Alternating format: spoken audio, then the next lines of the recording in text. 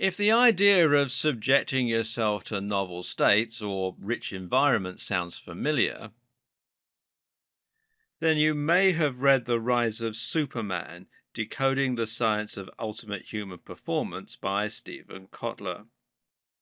In this book, Stephen describes what's known as a flow state in detail. This is the condition in which we are most alive, most happy, and the best at performing. It's the exact opposite of wandering around and being stressed about work. In a flow state, you're so engaged with the surroundings and what's happening that you forget yourself entirely. Sound familiar? It's almost like a form of meditation, except this time you are completely switched onto the world around you. This is something that most of us have experienced at some times in our lives, and you may be familiar with it if you think back. Have you ever dropped something out of a cupboard and moved so fast to catch it that you didn't even think?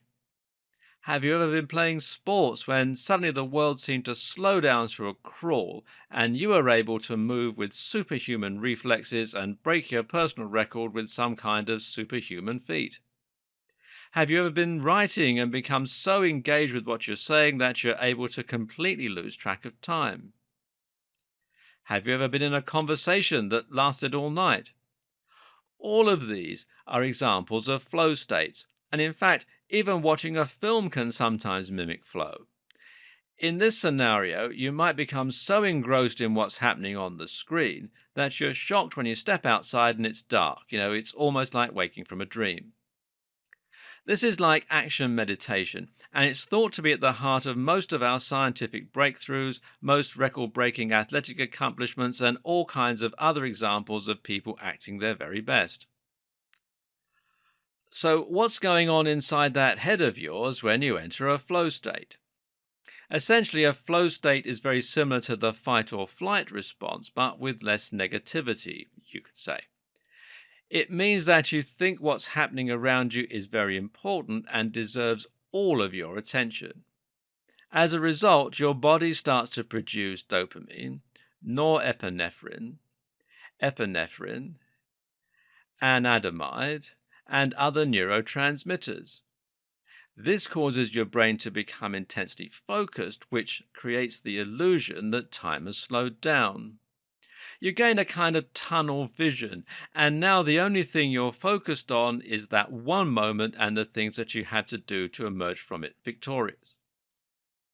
You begin to react almost automatically and instinctively with barely any input from your conscious mind.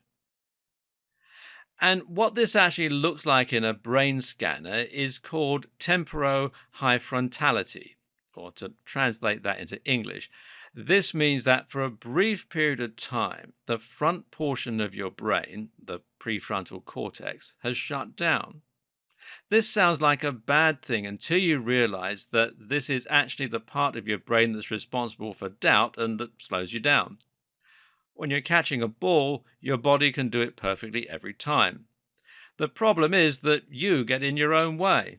By letting the front part of your mind shut down in that moment, you can tap into your body's incredible reflexes and focus and act on pure instinct. You become an incredible machine capable of inhuman performance. You break records in sports. You produce incredible work and you come out of it feeling alive and invigorated. In fact, it is said that many people actually chase after these kind of flow states, and that explains a lot of thrill-seeking behavior. Oh yeah, and guess what temporo-hyfrontality also looks a lot like in a brain scan? You guessed it, meditation. I highly recommend that you take up some kind of exciting hobby and that you start exploring more. Excite yourself and get yourself to focus and pay attention. Flow states are currently all the rage and are getting a huge amount of attention in the psychological literature, as well as in online forums and in popular culture. Flow states are being touted as the solution for everything and as something that we should strive to always encourage. But actually, this is somewhat missing the point. Yes, sometimes we should be alert and connected. Sometimes we should be able to shut out the outside noise and focus on calmness, stillness, and oneness. But actually, that chatter and stress is not something we want to entirely eradicate. Now, it sounds like I'm contradicting myself right now, but stay with me. Yes, when we were animalistic in our behavior, we were much happier, much less stressed, and much more engaged with the world around us. But you know what? We were also animals. We managed to achieve all those things that we achieve today by getting out of that reactive and engaged state and, yes, stressing. And not all stress is bad. Eustress describes the kind of stress that motivates us to do things. Things like perform at our best at work, revise for exams, save money, that sort of thing. Studies show that people who have never felt stressed actually tend to perform worse in education and in their careers. There's more too. Did you know that being completely focused is actually counterproductive to true creativity? True creativity comes from letting the brain explore different neural connections. It is the act of recombining different ideas and memories into new formats, and we tend to do this when daydreaming and when having an internal monologue. When you do this, you enter what's called the default mode network. This is exactly the state of mind that you're in when you're daydreaming and letting your thoughts run away with you. And it tends to occur when you're engaged in mindless tasks, like commuting. And it too is responsible for some incredible breakthroughs. It's part of legend now that Einstein came up with his theory of special relativity while working in a patent office. And it was the dull and mundane nature of working in that environment that allowed him to do so. It might be nice to think that flow states and meditation are the answer to everything, but they're not.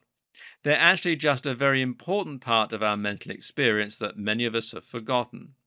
Instead of trying to completely eliminate one type of brain state, true control of the mind means being able to switch from one brain state to another with ease. In other words, it means being able to mull over tasks and agenda items when you're a bit stressed or when you're working. It means entering a productive flow state when you're entering data or when you're doing martial arts or sports after work. And it means being able to switch off and let your brain have some much needed peace and quiet when you get home from work.